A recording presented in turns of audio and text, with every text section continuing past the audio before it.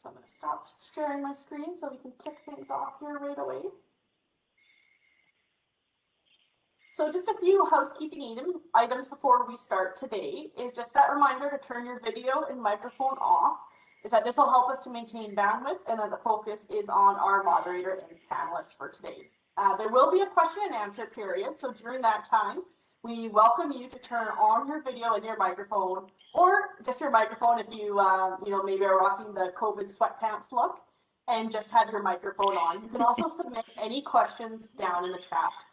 So I am recognizing a lot of familiar names in the chat, so welcome. My name is Karine Richmond, and I am the College of Engineering's Alumni Relations and Event Coordinator. And today I'm very pleased to introduce your moderator, engineering alum, Karine Richmond. Karine graduated from Geological Engineering at the University of Saskatchewan, and she spent over 29 years working in the Canadian and the US oil industry.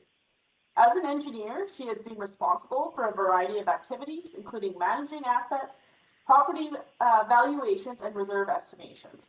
She is an active member of our USask Calgary Engineering alumni group in Calgary, Alberta, where she now calls home. Karine is passionate about mentoring people, solving problems, and adding value, and that is exactly why I am delighted to welcome Karine as our moderator. Karine, I'll pass the floor over to you. Welcome, everybody. Thanks for joining us. I just wanted to have our speakers wave for us. Carol, if you could give us a wave. Thank you. Karen. Good morning. And then Melanie. Awesome.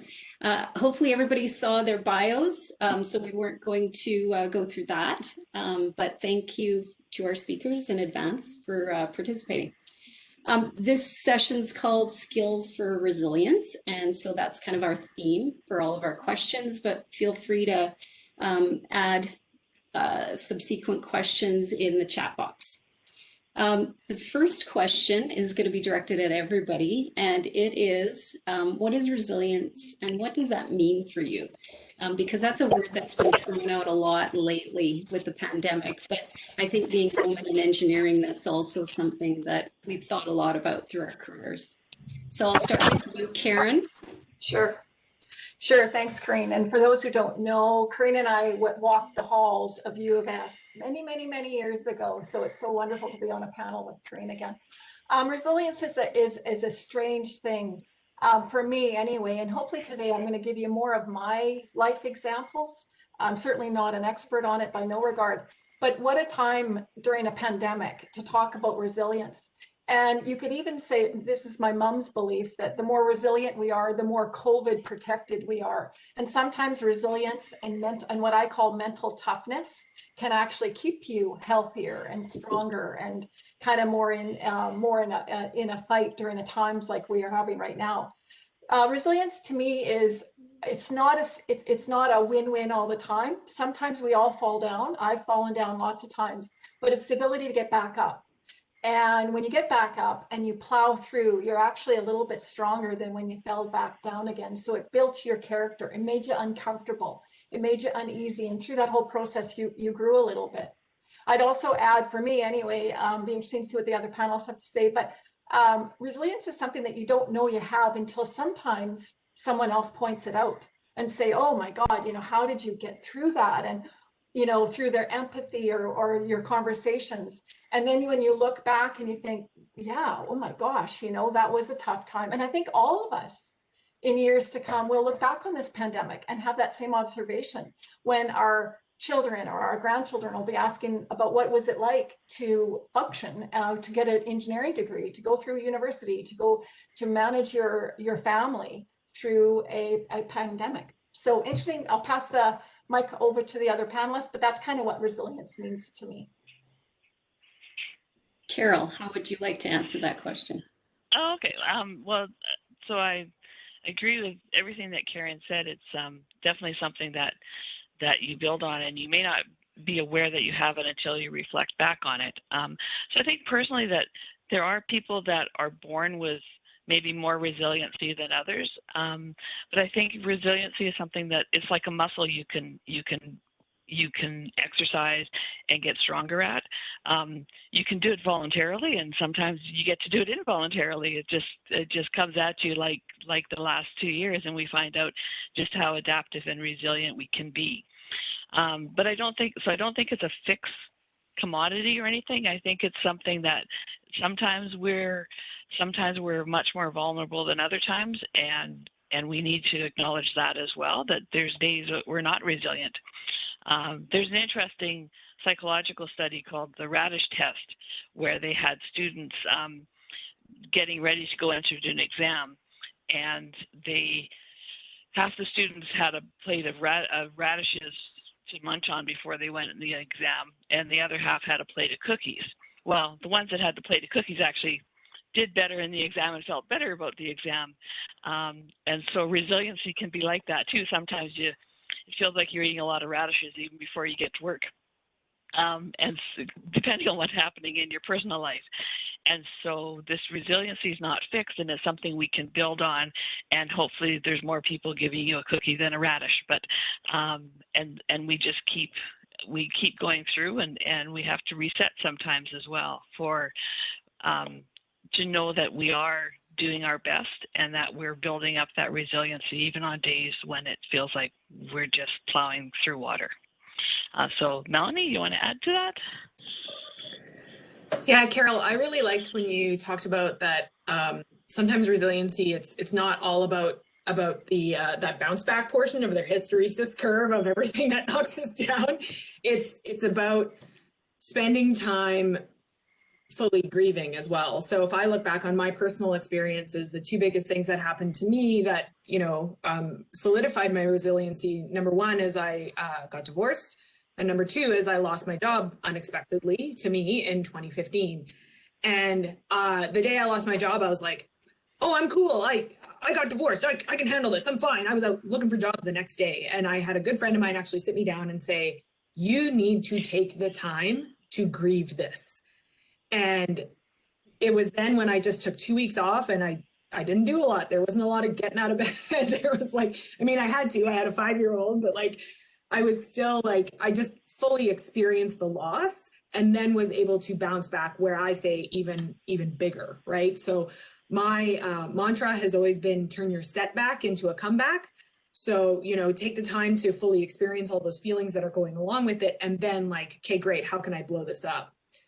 I also think that we as engineers and engineering students is the reason we got into this whole line of work is because we love a challenge.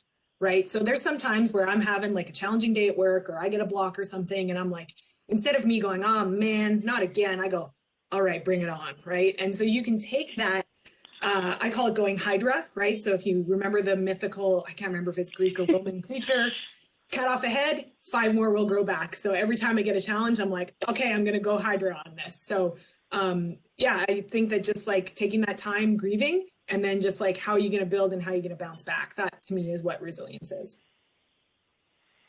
So Melanie, what would you say, what are the major attitudes then that you need to be successful in your life and in your career? I think, I hate saying this, but it's that can-do attitude, right? So I had a friend that got laid off roughly the same time that I did. And so my background was I was doing hydraulic fracture optimization and completions engineering, and that was not happening. There was just not a lot of pull in the market for that. So I started looking into different places. I was looking into tech, and she was a geologist. And I said, well, what do you think you're going to do? She's like, I just want to do geology. And she has not worked in the last 5 years because she was so stuck on this is just what I want to do. So I think the biggest attitude for me, and the word that has served me the most, has been acceptance, which is accepting, okay, I lost my job. I'm not going to spend the next 3 months hating on that company that fired me. I can completely see where I took responsibility for that. I entered a volatile industry. I specialized in a technical speciality that, was very niche, right? And it happened, right? And instead of focusing my energy on being angry about it, I focused my energy on being positive. So going back to that question on the attitude is being grateful. And that's something, you know, Karine, you talked about COVID. I've really struggled, I'm not perfect on it, but to practice gratitude every day during this time can be challenging, right? Some days, the gratefulness that I express is, I'm really glad my son's in school. And then the other time is, I'm really glad that he's at home, right? Because we have had that time together. So the attitude of gratitude, I'm sure, you know, some basic woman has that on her kitchen. Like, that's the one thing that's worked for me. Yeah. So going back to you, Karen, you know, I know that you use your network to build resilience. Can you give us some examples of how you build resilience? Yeah, absolutely. So resilience is not a loner sport. As much as women in science and the trades and engineering, sometimes we do kind of put our head down and we don't have time to develop that network. But resilience can also be a trait that you gain from others. And that's definitely been my journey for sure. At times, yes, sometimes it is up to you. And it was funny when Mel was talking about some of the setbacks. Sometimes in some of my roles, I'll get up in the morning and I'll go, oh my God, how am I going to get through today? I don't think I can do what the job or my family is asking me about today. And that muscle memory, you know, that attitude going out the front door on the way to work can change it all. But a lot of the time, my resiliency comes from my network. And I could have a network that when I talked about empathy, like if I say to one of my, it's not just girlfriends, it can be your male network too, like, oh, I'm really going through a crappy time, or this is very difficult. Just having that listen gives me resiliency. Sometimes my network will give me a path forward. Sometimes it's humor. And I respond quite well to having a good laugh and kind of not taking yourself as seriously and then plowing through.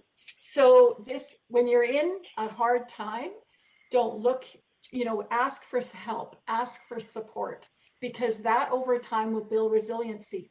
You're going to work side by side with other people that maybe due to their path, their journey, whatever, maybe they don't have the same resilient capacity that you have already built up due to the journey that you were on.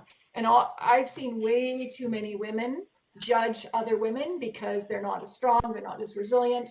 You know, well, you know, when she lost her job, she didn't pick herself up and dust herself off. Trust me, we are all on our own agendas, and the more that we can help each other out and lift each other up in whatever way, and it can be in multiple different ways, but to me that has been in huge. The other point that I'd like to make on resiliency is don't give up. Whenever I have given up, like Mel's example was a beautiful one. If she'd given up, she wouldn't be where she is today. And life comes back around on you. And the next time a brick wall hits you, you're going to give up again. So try as you might, reach into into yourself or into your network and overcome. Don't give up, because it's going to come back around, and you'll be stronger for it when you finally get over that brick wall. Yeah, I really like what you say, Karen, about like figuring out what works for you. Like the one thing that I've built into my COVID lifestyle is things that I know that work for me based on like what I've heard from other people. So for example, I get properly dressed and do my hair and makeup every morning, even though this blurred background is my bedroom, because I'm taking myself seriously as a professional. And that's just what works for me to get my work done, is not being in sweatpants. And I'll tell you, I was in sweatpants for the first 6 months. Getting outside every day, that's what works for me. But these ideas were from talking with people and being like, man, like, I'm not getting my exercise. Where should I? Oh, go for a walk in the mornings. Perfect. That's going to be the thing that I adopt, right? And then knowing yourself well enough that some things aren't going to work for you, right? Like, I'm not going to go to a plant-based diet. I love eating meat, right? So you got to figure that out as you go. Well, and I think when you talk about don't give up, you should look into yourself in terms of what your definition of success is. And so other people may look upon it that you've given up if something happens. Like if you switched out of geology, maybe somebody might say, oh, you gave up on geology, but no, you in yourself, you didn't give up on yourself. You came up with a different path. I don't know if anyone's a curling fan in the audience, but the team that won, the person that was a third, had started her professional curling career as a skip. And she switched from being a skip to being a third. Now, some people may look upon that as giving up, but she really said to herself, I want to keep curling. How am I going to accomplish my long-term goal here of winning the Scotties? And maybe that means not being a skip and being the best third that she was. And she's a phenomenal third. So it's finding the right fit. And that fit that works for you may change over the course of your career. Yeah, and I think there is a fine line between knowing when to drop it, like when you're sacrificing yourself, right? So there's been situations where I have left a job, for example, and I asked myself the question, have I changed enough about me to be able to love this job, or does somebody else need to change? Because here's the kicker, you can't change anybody else, right? So it's like, when I got to that point, and I was like, okay, well, I've done what I can do. I think I need to move on because I want to grow in this direction. Then that's it. And I think it has to be like a clean break, right? I know, like, we're going to talk later on about what you would tell your 20-year-old self. I wouldn't tell my 20-year-old self anything. I would just be like, go ahead and make all those mistakes, man. They're good for you. Well, so that leads into one of the questions I think that we got from the audience when they signed up, was balancing how you see yourself and value yourself versus the imposter syndrome. And so I'm going to direct that one at Carol, because, you know, you need a lot of resiliency to balance between thinking that you're faking it versus, no, I'm actually valuable. Okay, so thanks for the question. So just to be clear, for people that haven't heard, the imposter syndrome is when you doubt your own skills and talents and accomplishments, and that you're just a fraud, so that you're convinced that you do not deserve all that you've achieved. So for the audience now, unless you bought your degree through an online scam university, the university is very good at making sure that you are competent when you leave. And APEGA and the Association of Professional Engineers of Saskatchewan, they are also very invested in making sure that you are that competent, talented person that you're putting your stamp behind. So they just don't give out those degrees. So that's the number one thing, is you're not an imposter. You're going to be an engineer or a geologist. You're going to be great. So there's a really good book out called Presence, and the psychologist that developed the fake it till you make it idea is really talking about that mind-body connection. So we know, here we are, very confident women talking about our careers, that when we feel confident, our body language projects that confidence. And it actually works the other way too, that if you present yourself confidently, it actually builds up your personal sense of confidence. So it helps you to feel confident. Now, that said, there's going to be things that you're going to get really wrong, or you're going to maybe screw up big time with your work or in your life, or maybe you're going to get really mad at your kid when you really didn't mean to. These things are going to happen, and that's despite your skills and your training and your accomplishments. And that doesn't mean that you're an imposter, though. That just means you're human, because we're all going to screw up. And so I think the balance of what's valuable versus not coming across as a fraud is just, if you're going to fail, when you fail fast. Fail fast and spectacularly, and just admit it. Like, rip off the bandage, so to speak.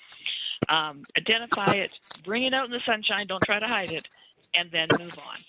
And people will respect that failure happens, and that's actually how we get to success, is by learning from those failures and growing from setbacks and accomplishments.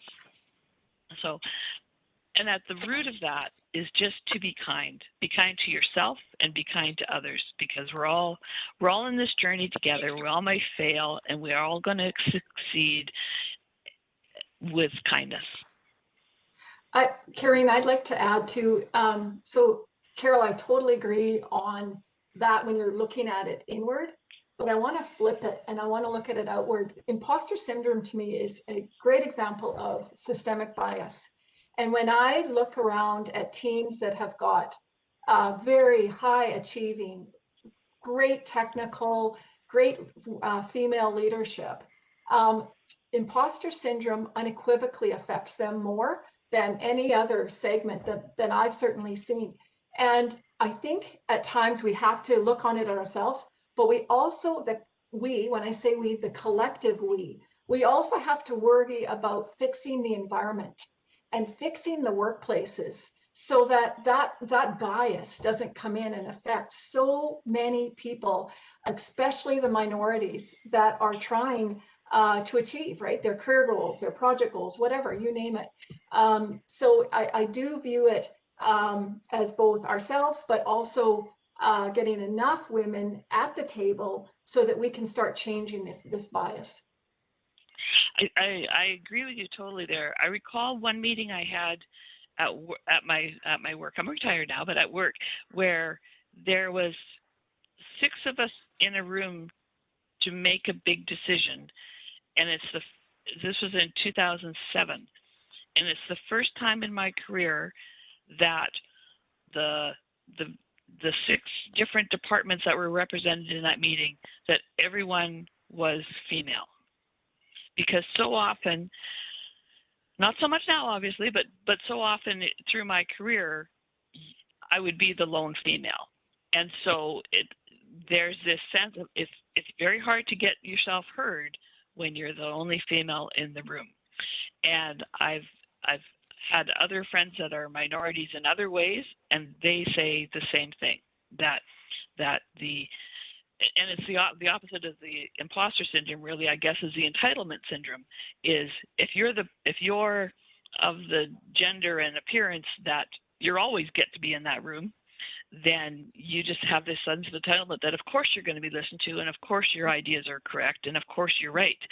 So that's the Dunning effect, where people have too much confidence, and I think we got exposed to a lot of that lately, with someone being the smartest person that knew all about everything, just because he was entitled to, he had been raised on that entitlement syndrome, where of course he's right because of who he was, versus his skills and talents and accomplishments.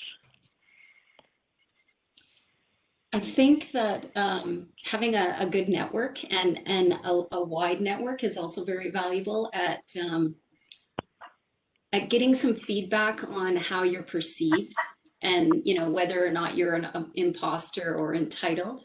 So I think it's really important to have a variety of people around you to check you or to push you when you need to be pushed. And so I'm going to direct this one at Melanie to talk about resilience and having a network, because I think you've worked in a variety of jobs, and you've been on the APEGA Council, and so you have probably a very large network. How do they support you? Yeah, I've always been reluctant to get into any one-on-one mentoring situations, primarily because what's worked for me in the past is having a network mentoring approach, right? And what I'm calling my personal board of directors. So I have certain people in my life that I will call upon at different points in my life that I'll be like, hey, I'm struggling with this. What do you think, right?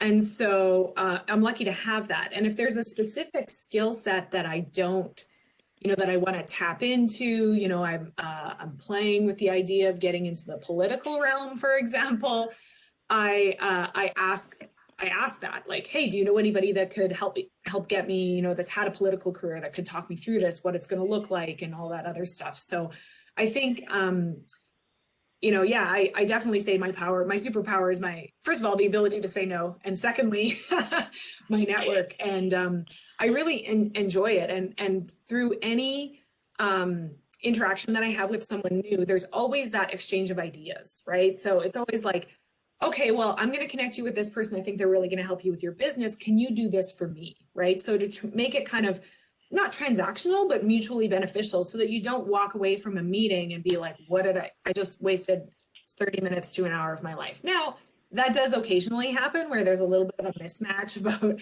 about how, you know, what you thought you were looking for from that person is not quite there. But like the reason that I have my job at geoLOGIC is because I networked through my board involvement, and the vice president of geoLOGIC was there and saw me working on the board and brought me on as a contractor, and then I got my job, right? So I think that it is really important.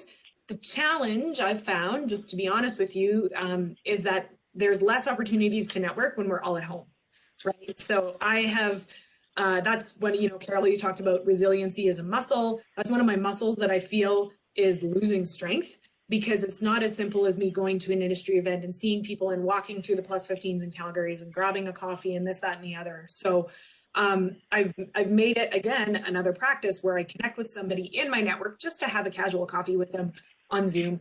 I hate it, but I hate going to it, but afterwards I'm so grateful that I've had that opportunity, and just to keep your network up as well. It's like a garden. You can't just let the weeds grow in. You have to keep those connections.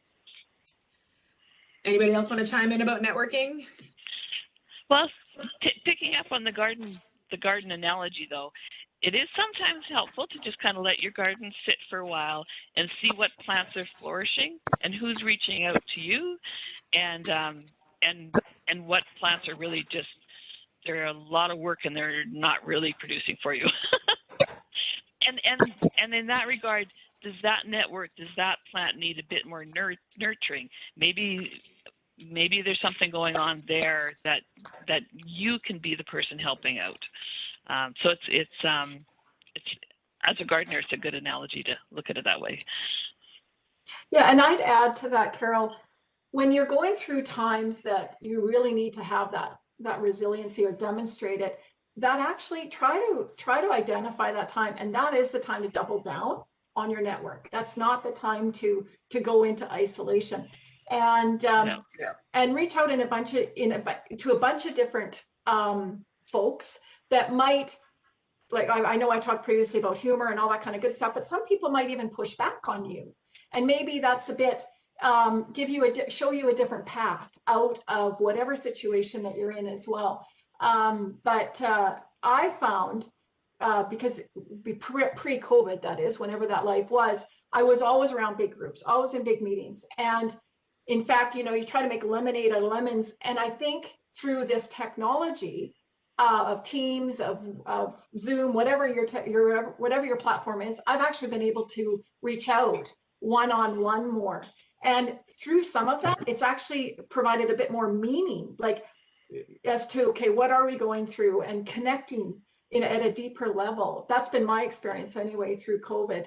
And I wish when my kids were little that I had this platform, because that was the time that I could have definitely used my network to build up my resiliency, right? So for sure. Yeah, I think it's important to have both a social network, a personal network, a job network, a kid network, because there's so many facets in our life that to be successful, we need that network.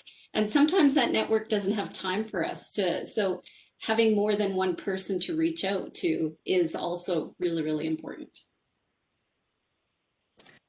Yeah, and I think it's really telling now, like, if I know, Carol, you've touched a little bit on psychology, but they say, like, that you will grow to be as big as your fishbowl is, right? So like a goldfish, right? So who are the 5 closest people to you? Who are the 5 people that you talk to and ask the most? And are those the qualities that you want to emulate in yourself, right? So, and I like networking up. I like picking people that I'm like, oh, I like what this person's done with their career. I'm going to go and I'm going to get them. One other point that I was going to make, and I forgot, but go ahead, Carol. Oh, I was going to say, you spoke of having a broad network, and I know from my time at university that living in residence for 2 years and having roommates that were in other colleges and that there is a real benefit to going beyond just your engineering network or beyond people that have similar jobs and similar interests to you, but to really stretch yourself and network beyond your comfort zone. That and we, if you get married or have kids or school council, or your kid suddenly gets into some interest, or your significant others or connections that you have, there's a whole world out there that have a different point of view than what we may have been trained to have from our engineering discipline and from working for oil and gas or whatever industry we're working in. And it's really valuable to appreciate and understand where they're coming from as well, because surprisingly, not everybody sees the world the same way we do. So, and it's good to have that reality check. Yeah, I like what you said there, because we talk about, I never want to surround myself with people that make me feel comfortable. Like one of the people on my personal advisory board that's in my top 5 is somebody that challenges me all the time, right? And I can be a little bossy sometimes. So the fact that she challenges me is so good. Also, like my experience on APEGA is that I'm on one end of the political spectrum when it comes to what we do at council. And then I have a gentleman who's on the other end, and he is like, he's running for re-election this year, and I voted for him because I love the fact that we have opposite opinions. And that's where the magic happens. Like, we get to express our different ends. The other piece that I was going to talk about, and this is really important for you guys as students, is I have lifelong friends that I made in university, and I call them my foxhole buddies, because whenever you're in a period of stress, and going to university is stressful. I did my degree in 4 years. It was super stressful. We solidified those friendships by staying up late and what we called drinking and deriving at the time, DERIV, not drive. But those are the friends that same thing with my first job out in the field. Those are the friends that I've still maintained these friendships after almost 20 years, more than 20 years, gosh, because it was through those tough times. So we can maybe all look back on COVID and say, I'm really grateful that I got to be better friends with so-and-so because they really said what was important to me during this stressful time. Yeah, and totally agree with that. And some of those friends, they know you're not an imposter. So they've known you from when you were building those blocks that made you the engineer and geologist. And so they are really good for that reality check to say, yeah, you've earned what you've got there, and you're not just faking it. Yeah. Definitely. Okay, so now I'm going to ask you, what would you tell your 20-year-old self if you were mature enough to have something to I'll start with you, Carol. Okay. Well, in some ways, I agree with Melanie's point that just go with it. Just let yourself go, and you will learn so much. So your 20-year-old self, just enjoy where you are and move along. But the one thing I would say is I'd go back and tell myself in my 20s to listen more and to process that information that people are telling you, because I didn't really get that until my late 20s or 30s, that people are really there. They have so much information to share with me, and they bring that different point of view. And that everyone that you come in contact with will share. They're looking to share that information with you. And there's going to be times in your life, that 20-year-old self, as you get older, that you're going to need to make snap decisions, or you're going to need to make quick decisions, and you can, and part of that ability comes from all of that experience that you've taken both on yourself and that you've picked up from listening and appreciating other people's points of view. Karen? Sure. My 20-year-old self was in third year electrical. So I would say, don't worry, this too shall pass, and you'll be wanting to come back to this because it is, it's a wonderful time.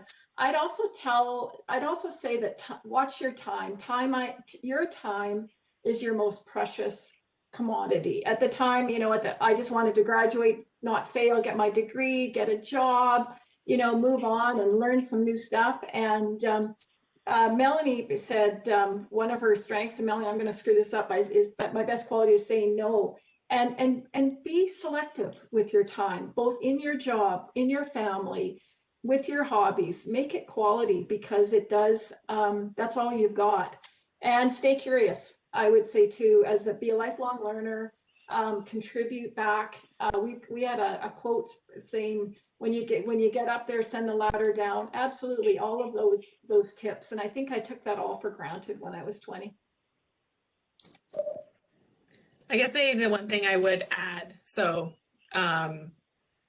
is I wish I could tell my 20-year-old self, stop making decisions on what you think other people are thinking about you. Like there was a lot of decisions that I made based on, well, what are people going to think about me? And what's that gonna, what are they going to say about me? Who cares, right? Like I don't want to have, my mind going on about what I think all these other things are. Like, who cares? Like, give it up. And honestly, I'm 42 and I still have to tell myself that every day. Like, stop worrying about what people are going to think about you. So that would be the one thing. Yeah, I agree with you on that one, because as you progress through your career and you make decisions on projects or decisions with a team or whatever, to actually create progress, you will not always agree with everybody, and they will sometimes resent the decision that you made, and sometimes you just got to plow through and knowing in your heart that you're making the right one. Yeah, to add to that, I think that we need to relax and not take ourselves so seriously. Because we're so anxious, like you said, Karen, to get our degree over with, get this over with, get me out. I need to start earning money. I need to start making my way up that ladder. So be a person, work on your network. Even when you're in university, don't take yourself so seriously. That's what I would say to my 20-year-old self. So my last question before we open it up to everyone is, what motivates you and inspires you, and how has that changed over time? So I'll start with you, Karen. Yeah, what motivates, honestly, the time that I've had the most inspiration in my career is honestly when I could look at, say, another teammate or potentially somebody who reports up, and I know I made a difference in their career path. I've advanced the cause, and you just sit back and I look at some of those amazing people today, and hands down, that is the most motivating and rewarding for me. Yeah, it's been a wonderful journey. So helping others and finding meaning in helping others, for sure. Carol? So I'm just going to reflect back when I was a student, when I started in engineering. What motivated me was really pure fear. So fear of failure and fear of needing the degree and paying off my student loan, and my God, I needed to keep my bursary and keep a part-time job. So I was strongly motivated by fear, and getting that degree was validation in that getting a job, and then motivated by proving myself that I deserve to be here. I earned this, and motivated by wanting to demonstrate that I was able to do this. And then it shifted to curiosity, motivated by curiosity and learning. I was in an emerging field really of environmental engineering, and then into waste management, and it's really a curiosity about how this was all working.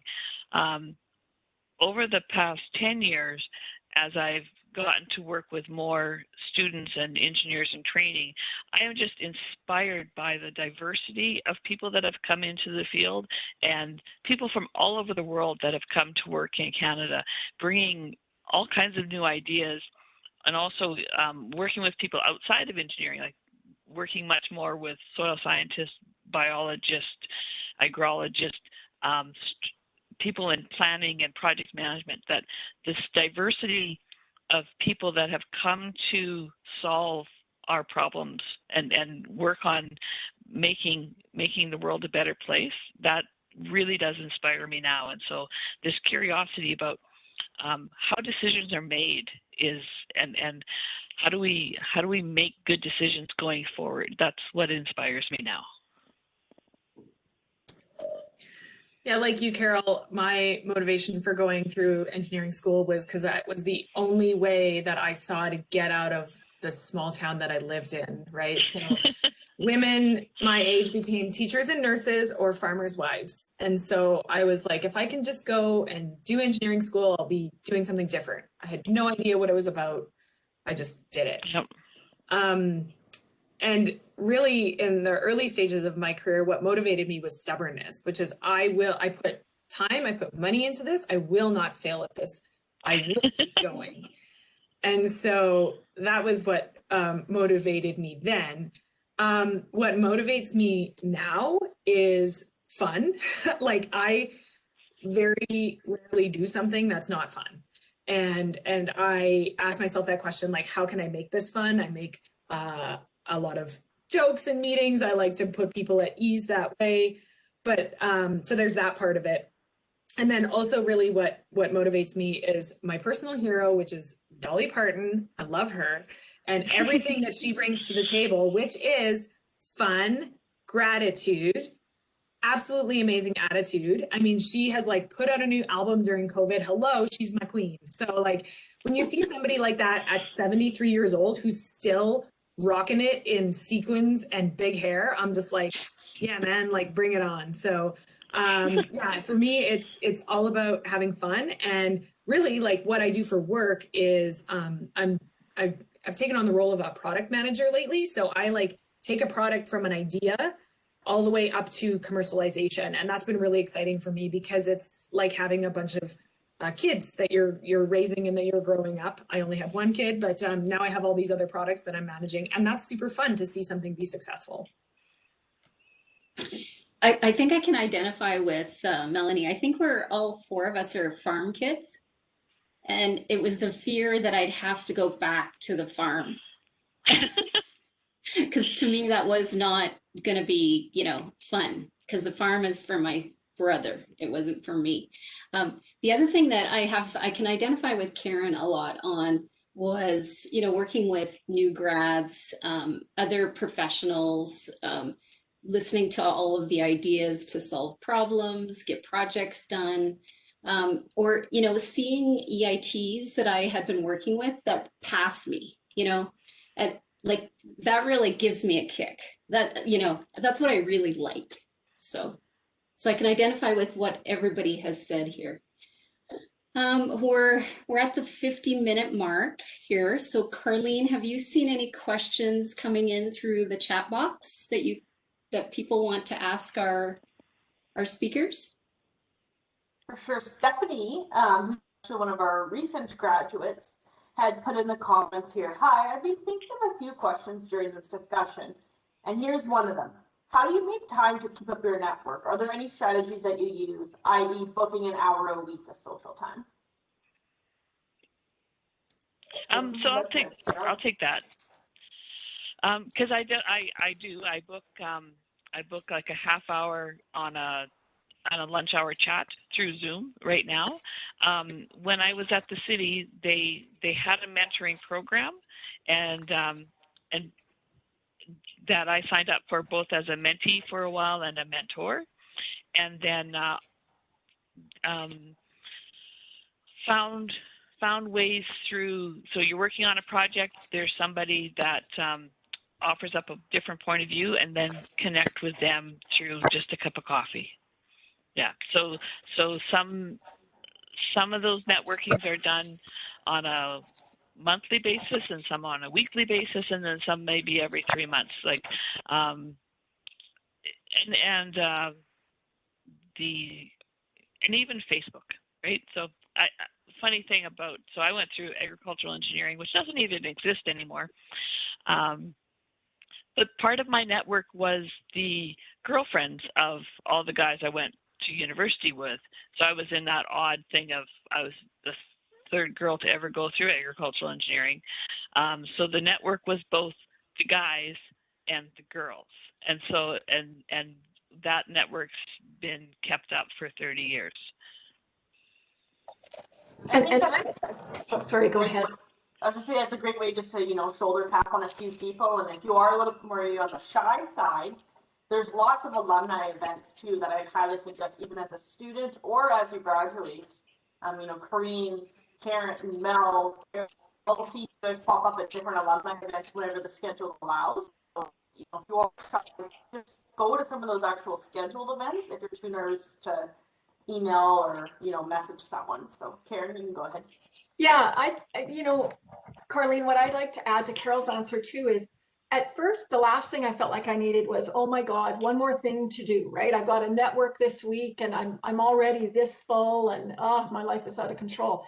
But what I found over time was, after I made that time, and if it was a positive experience, I came back with more energy, maybe creativity or resilience, brain power. I don't know what it was, but it lifted me up.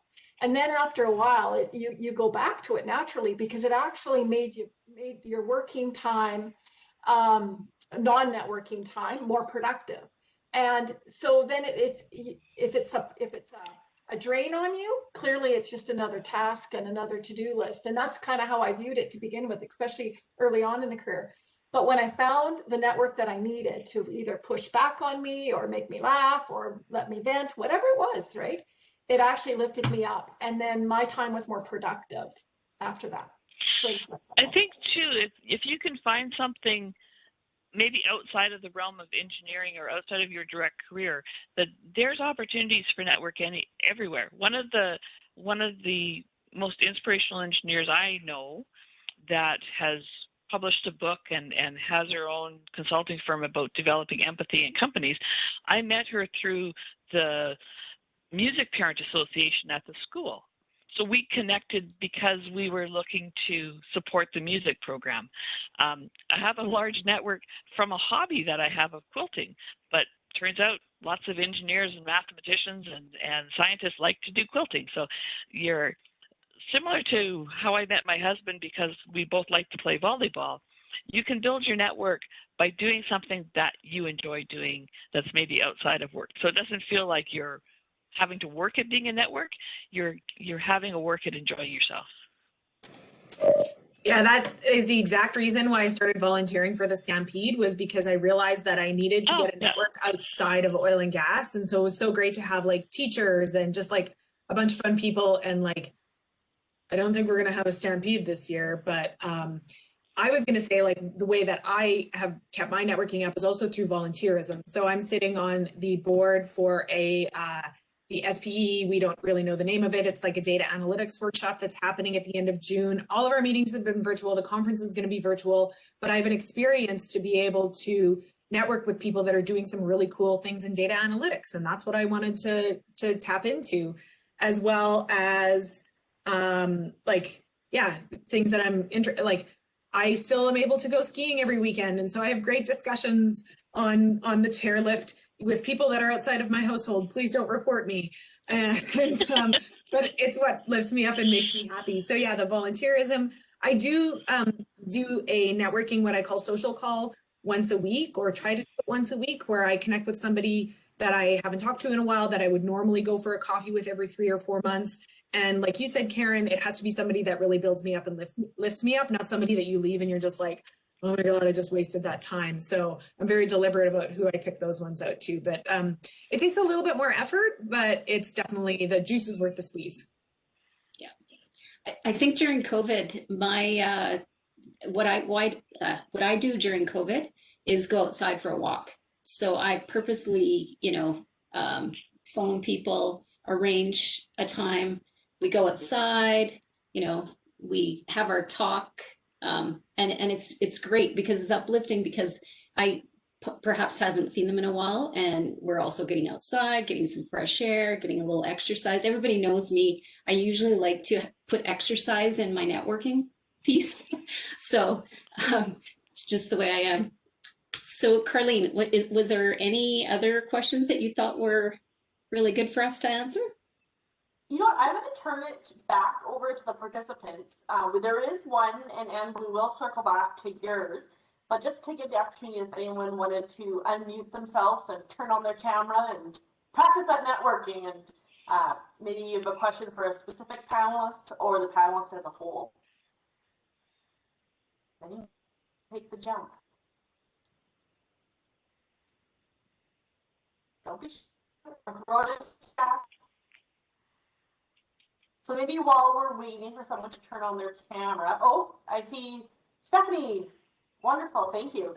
So if there is somebody else who does want to ask a question, like feel free, because I already put one in the chat, so I don't want to like monopolize the time, but nobody else was turning on their camera. So maybe I'll just give people like a few more seconds. Nah, girl, lean in. You read the Okay. book. All right. Well, in that case, let's see. I have like 4 other questions here, but I'll pick one of them. So I guess I'm not really sure if I have a specific person to direct this at, but maybe someone will want to answer it more than others. But a huge part of the political conversation right now is involved in the argument of how to fix workplaces to be kind of less biased towards women and minorities, and some people even argue that that bias doesn't even exist. How do you think, though, is the best way to maybe approach fixing that bias in the workplace and dealing with the people who believe that the bias doesn't exist? Mel, I'm going to let you answer this one because I think we were chatting a little bit about this before we went live. Yeah, totally. So I just finished watching the movie, it was about a couple weeks ago, called Picture a Scientist. And the line that I took forward from there was, anybody who thinks that there's not workplace bias against, let's call it minority populations, whether it be, you know, basically anybody who's non-white and male, right? So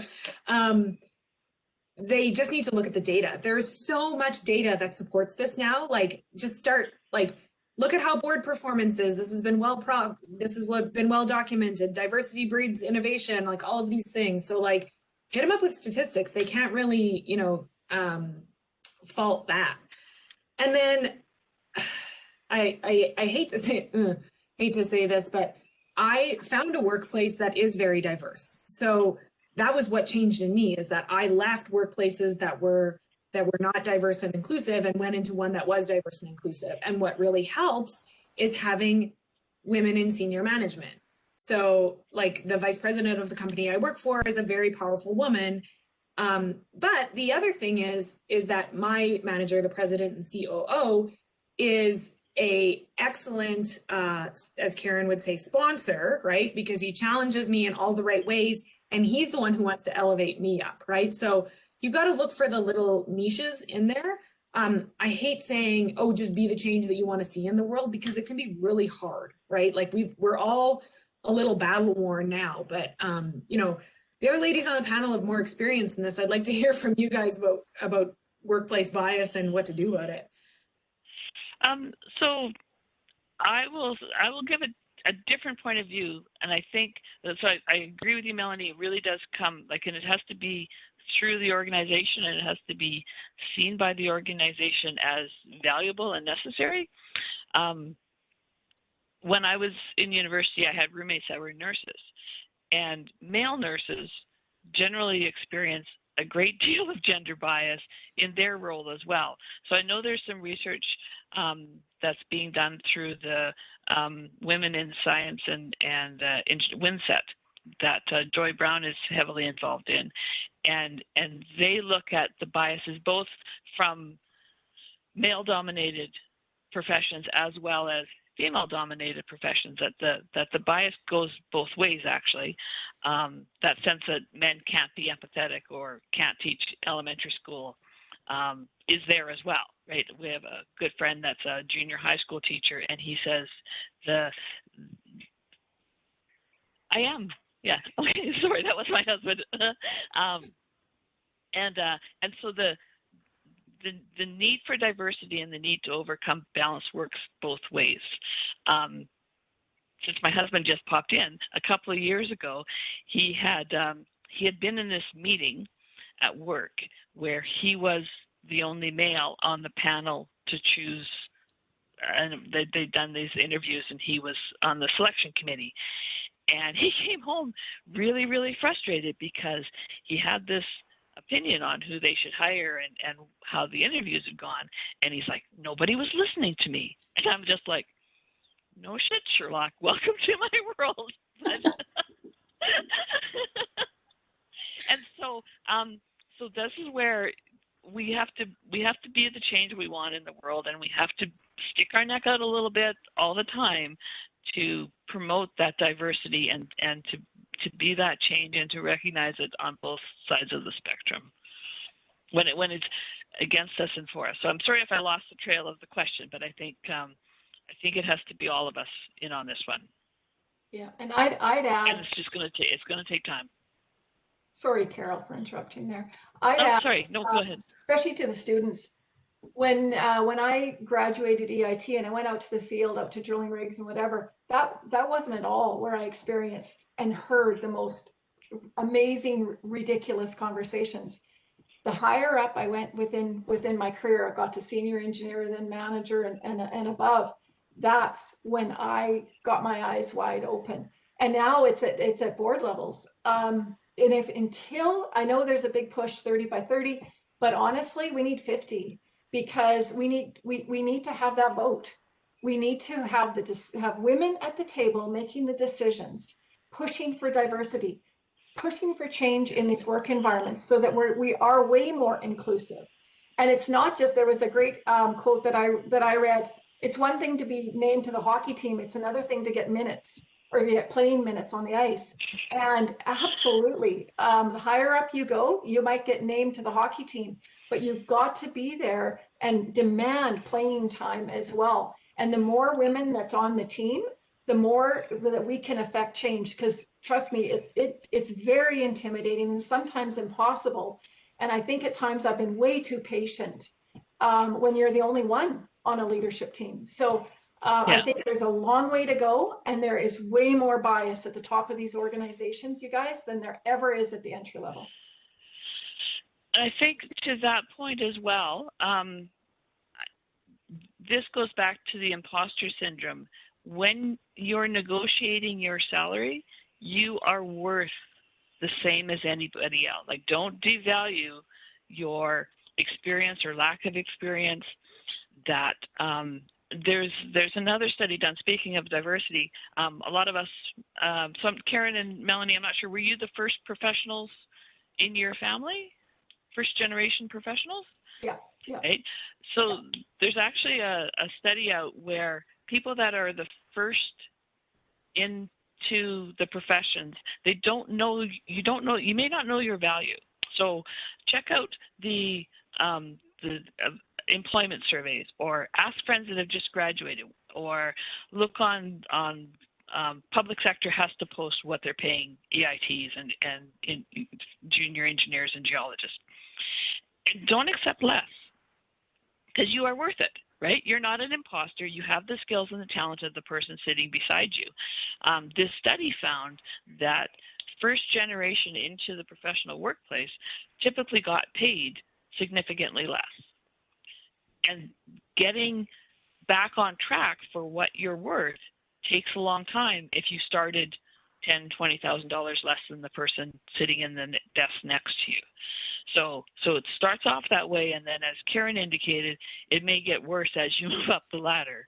And so to know your worth and to ask what you're worth is valuable. I had the fortune.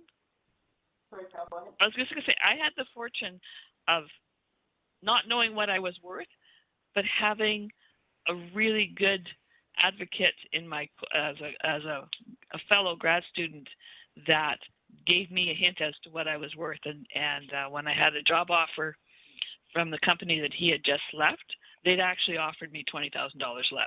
And he's like, no, because our resumes were the same, except mine had a Ms. in front of it. So know your worth. And it's a great example. The next of just company that leveraging your offered me, network. yeah.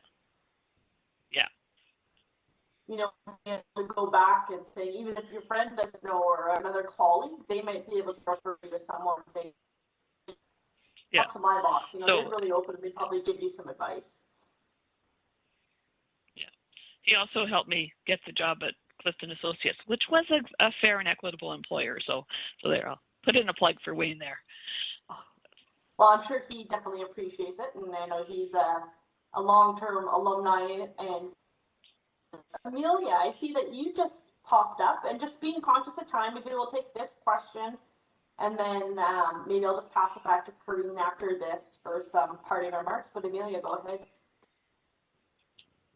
Hi, everyone. Thank you for this chat. It was really interesting. So I studied here in Mexico. I'm from Mexico, and my bachelor, I did it here. And during my bachelor, I had the opportunity to take some exchange programs and won an internship to USask, actually. But my fellow friends from not only, I studied mechanical engineering, but from other engineering faced that the school started promoting job opportunities or internships that was male only, and even exchange programs to other countries that were male only. So what's the advice for someone who's like, for this panel, the panelists, to someone who faced that, like a woman who's studying and faces those things? I just as a little bracket, we have a special unit for violence against, well, gender violence, sort of. So it could be physical or verbally abuse in the university. So I went to them and said, you know, this is not right. We have to change to this. Let's just do the evaluation of the programs the university is sharing and have them changed. Like if the university from other countries says, okay, we don't want females, then just break the contract. But well, that's another story. But I want to know, like, what's your advice for someone who's studying and faces those kind of things? So I think what's wonderful about that is that everybody nowadays has a platform. Like, I think just I would take that BS to social media and get a bunch of people putting pressure on them, because, like, honestly, that is deplorable in today's day and age. And there is certain, I mean, like, discriminatory laws that are available in some countries. But I mean, start it on the social media and get people mad about it and really like build it up that way. I don't want to incite any riots or anything, but I mean, get some people behind you, because that's really not good. Yeah, and I'd add, usually organizations have whistleblower lines, and that's a classic one. If you're getting silence through whoever the person is that you said, this is wrong, you need to end that contract, of course they need to end that contract, because those contracts shouldn't exist anymore. But if you're getting no response, look for a whistleblower line. And the ultimate whistleblower line is exactly what Mel just said. Social media is the new whistleblower. And they can't deny that now, because the activists and the movements that creates is huge. But until organizations stop that type of creating that opportunity, it's going to be pervasive. Yeah, it's shining. It's getting the sunshine on those things. It's shining the spotlight on it, and people and organizations will, maybe some of them will try to get away with what they can. I will say though, it would be hard to be that first person, right?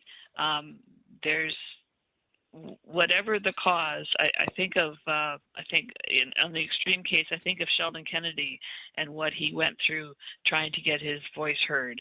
The first person to come out and do something faces a lot of discrimination. So one thing I would say as well is, if you're not going to lead the charge, then be the first follower. So you can Google this on YouTube. It's a TED Talk about, if you see somebody pushing for positive social change, they need your support.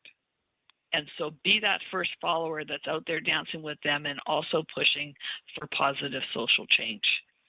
It's hard to be the first person, but the first person is just this anomaly until they get other people behind them. Yeah, we do receive whistleblowers though that are anonymous. So, and I don't know the organization, Amelia, as well. But because of that very fact, because you want to create an environment where people will speak up, they're harder to investigate because you can't go necessarily find that same person to go and ask the questions. But sometimes that forum is available to you. And as on social media, you can create a parody account, and that works too if you're worried.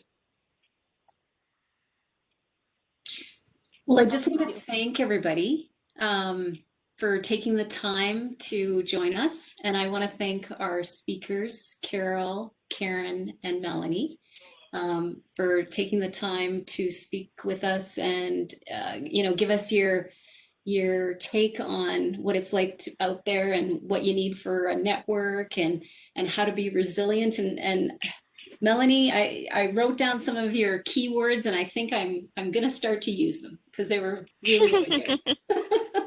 Listen, it's a real miracle that I wasn't the first person that swore on this call, so thank you, Carol. It was a minor swear word. It wasn't in the top 7 list. So if anybody has any further questions, just direct them to Karine, and she's got all our contact information. And you can reach out via LinkedIn. Just give us a holler. Yes, thank you. All right, again, thanks everyone. everybody, and thanks for all the people that attended. I know it's starting to pop up that people have to leave now, so thank you all for your time, and good luck. Thank you so much. Have fun. I really appreciate it. Thank you. Yeah, thank you so much. Thank you.